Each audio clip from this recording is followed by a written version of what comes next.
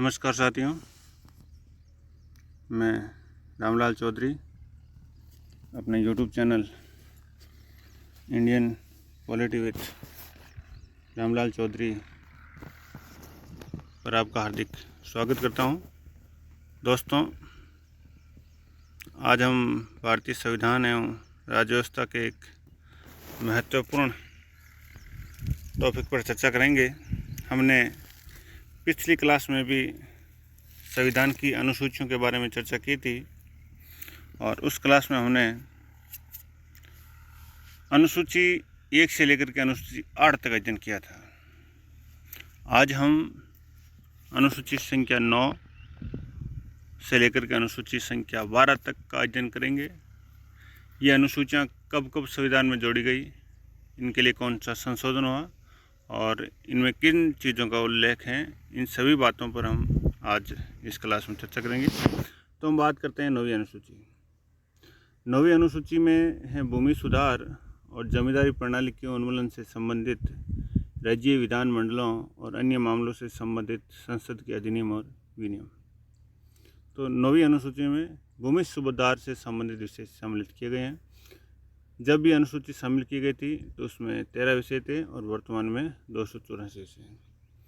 ये अनुसूची पहला संविधान संशोधन अधिनियम 1951 के द्वारा भारतीय संविधान में जोड़ी गई थी। तो 9वीं अनुसूची कब जोड़ी गई थी? पहला संविधान संशोधन अधिनियम 1951 के द्वारा जोड़ी गई थी। 9वीं अनुसूची में जोड़े गए विषयों का न्यायिक पुनरावलोकन नहीं किया जा सकता।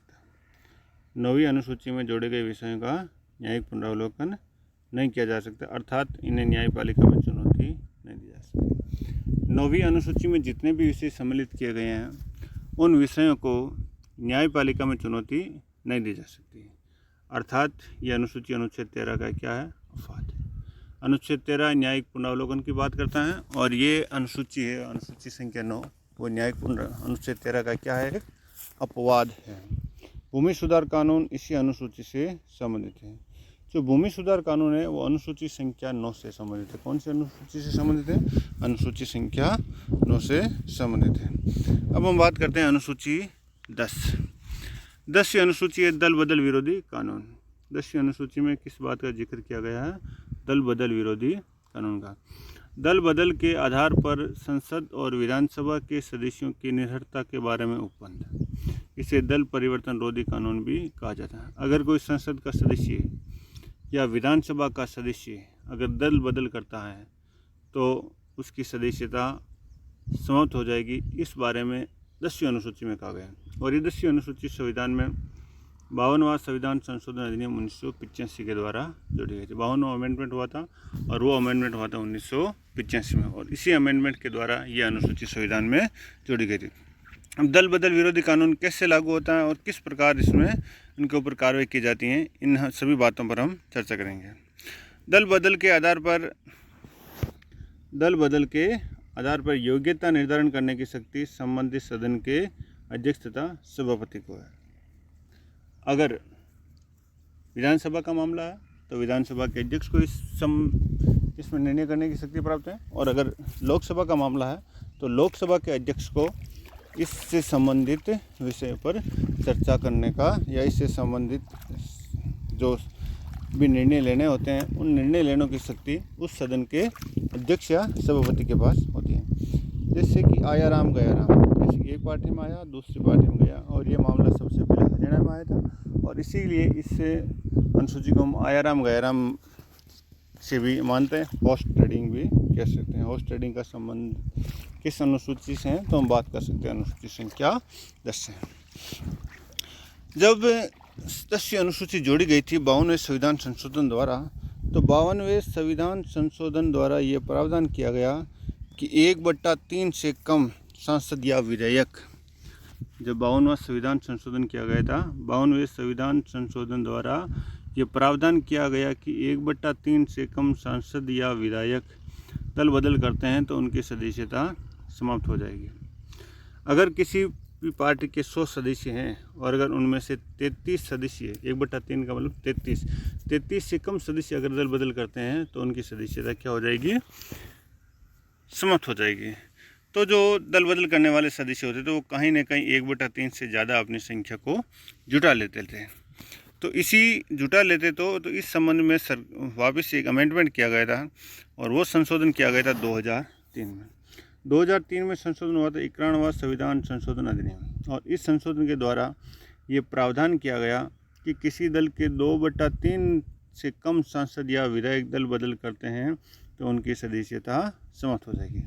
तो पहला जब अनुसूची जोड़ी गई थी तब तो ये प्रावधान था कि अगर 1/3 सदस्य दल बदल करते 1/3 से कम सदस्य दल बदल करते हैं तो उनकी सदस्यता समाप्त हो जाएगी। लेकिन 51वें संविधान संशोधन करके ये प्रावधान किया गया कि अगर 2/3 से कम सदस्य अगर अपना दल बदल करते हैं तो उनकी सदस्यता क्या होगी, समाप्त होगी। क्योंकि संख्या को बढ़ा दिया तो इतने ज़्यादा सदस्य दल बदल करने में असमर्थ होते हैं तो वो सरकार गिनने से बच जाती है, इसीलिए इस संख्या को बढ़ाया गया था। मूल संविधान के किसी भी अनुच्छेद में राजनीतिक दल शब्द नहीं था। जब भारत का संविधान बना था उस समय किसी भी अनुच्छेद में राजनीतिक दल नामक शब्द नहीं था। 52वां संविधान संशोधन अधिनियम 1985 द्वारा पहली बार राजनीतिक दल शब्द का उल्लेख संविधान में किया गया था। तो सबसे पहले राजनीतिक दल शब्द का उल्लेख भी 52वें संविधान संशोधन अधिनियम के द्वारा किया गया था। दल बदल के संदर्भ में प्रथम शिकायत संबंधित सदन के अध्यक्ष सभापति के वहाँ की जाती है। अगर कोई सदस्य दल बदल करता है तो इसकी शिकायत सबसे पहले जिस सदन का सदस्य दल बदल करता है उसी सदन के जो सभापति होता है या उसका जो अध्यक्ष होता है उसके पास सबसे पहले इसकी शिकायतें की जाती हैं। दल बदल के संदर्भ में संबंधित सदन का अध्यक्ष या सभापति कितनी अवधि में निर्णय लेगा इसका उल्लेख संविधान में नहीं है। जैसे कि किसी सांसद या किसी विधायक ने दल बदल किया और उसकी पार्टी के कुछ मेंबरों ने सभापति से या अध्यक्ष से शिकायत की तो ये अध्यक्ष और सभापति कितने समय में निर्णय लेगा इसका उल्लेख भी हमारे संविधान में नहीं किया गया। उच्चतम न्यायालय ने वर्ष 2020 में केशव मेघचंद सिंह बनाम स्पीकर मणिपुर के मामले में ये निर्णय दिया कि दल बदल के संदर्भ में संबंधित सदन के अध्यक्ष सभापति को 3 महीने में निर्णय लेना होगा। 2020 में एक मामला गया था सुप्रीम कोर्ट में और वो गया था केशव मेघचंद सिंह बनाम स्पीकर मणिपुर के मामले में, और इस मामले में सुप्रीम कोर्ट ने निर्णय दिया था कि संबंधित सदन का जो अध्यक्ष और सभापति होता है उसको दल बदल के संदर्भ में 3 महीने में अपना निर्णय लेना होता है। 10वीं अनुसूची केवल संसद के सदस्यों और राज्य विधानमंडल के सदस्यों पर ही लागू होती है। 10वीं अनुसूची संसद के सदस्यों और राज्य विधानमंडल के सदस्यों पर लागू होती हैं।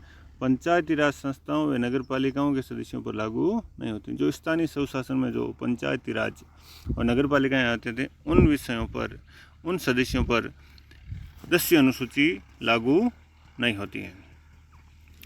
संबंधित सदन के अध्यक्ष तथा सभापति के निर्णय के विरुद्ध न्यायालय में अपील की जा सकती है। अगर किसी सदस्य ने दल बदल की और उसकी शिकायत अध्यक्ष या सभापति से की गई और सभापति ने जो निर्णय लिया उस निर्णय के विरुद्ध न्यायालय में अपील भी की जा सकती है। अब दल बदल से संबंधित एक मामला है कि हितो होलोहन बनाम जीलूचू 1992। प्रश्न पूछ लिया जाता है कि हितो होलोहन बनाम जीलूचू मामला किस से संबंधित है, तो दल बदल कानून से संबंधित है। किस कानून से संबंधित है? दल बदल कानून से संबंधित है। अब की हो तो होलोहन बनाम जीलूचू मामले में सुप्रीम कोर्ट ने क्या निर्णय दिया था? उस मामले में निर्णय दिया गया था कि दल बदल के संदर्भ में सभी शक्तियां संबंधित सदन के अध्यक्ष और सभापति में नहीं थे। कि हितो होलोहन बनाम जीलूचू मामला सुप्रीम कोर्ट में गया और उस मामले में कोर्ट ने कहा कि जो इस मामले में दल बदल से संबंधित जितनी भी शक्तियाँ वो सारी की सारी शक्तियाँ उस सदन के अध्यक्ष और सभापति में निहित हैं। अब हम बात करते हैं 11वीं अनुसूची की। 11वीं अनुसूची है पंचायत की शक्तियाँ, प्राधिकार और जिम्मेदारियाँ। पंचायती राज से संबंधित जो विषय सम्मिलित किए गए हैं वो 11वीं अनुसूची में है और इसमें कुल 29 विषय हैं। कितने विषय हैं? 29 विषय हैं। इस अनुसूची को संविधान में कब जोड़ा गया? 73वां संविधान संशोधन अधिनियम 1992 के द्वारा इस 11वीं अनुसूची को भारतीय संविधान में सम्मिलित किया गया था। इसमें क्या क्या सम्मिलित है? ग्राम पंचायतें होती हैं, पंचायत समिति होती हैं और जिला परिषद होती है। 11वीं अनुसूची लागू कब हुई थी? 24 अप्रैल 93 को, सॉरी, कब हुई थी? 24 अप्रैल 1993 में। और राजस्थान में कब लागू हुई थी? 23 अप्रैल 1994, मतलब ठीक 12 महीने बाद राजस्थान, जब भारत में 11 अनुसूची लागू हो गई थी उसके ठीक 1 वर्ष बाद राजस्थान में 23 अप्रैल 1994 को लागू की गई थी। अब हम बात करते हैं 12वीं अनुसूची की। 12वीं अनुसूची का संबंध है नगर पालिकाओं की शक्तियाँ, प्राधिकार व जिम्मेदारियाँ। 11वीं अनुसूची तो पंचायती राज से संबंधित थी और 12वीं अनुसूची नगर पालिकाओं से संबंधित है और इसमें कुल 18 विषय हैं। 12वीं अनुसूची में कितने विषय हैं? 18 विषय हैं और इसे 74वां संविधान संशोधन अधिनियम 1992 के द्वारा संविधान में सम्मिलित किया गया था। तो 73वें संविधान संशोधन के माध्यम से तो 11वीं अनुसूची जोड़ी गई थी और 74वें संविधान संशोधन के माध्यम से 12वीं अनुसूची जोड़ी गई थी। इसमें कौन कौन से विषय हैं? नगर पंचायत, नगर परिषद और नगर निगम, इन 3 बातों का उल्लेख, नगर पंचायत, नगर परिषद, नगर निगम का उल्लेख 12वीं अनुसूची में। और ये अनुसूची लागू हुई थी 1 जून 1993 को। कब लागू हुई थी? 1 जून 1993 को 12वीं अनुसूची लागू हुई थी। तो हमने संविधान की जो अनुसूचियाँ थी 12 उन अनुसूचियों पर चर्चा की। आगे की चर्चा हम अगली क्लास में करेंगे। तब तक मस्त रहें, पढ़ते रहें। जय हिंद।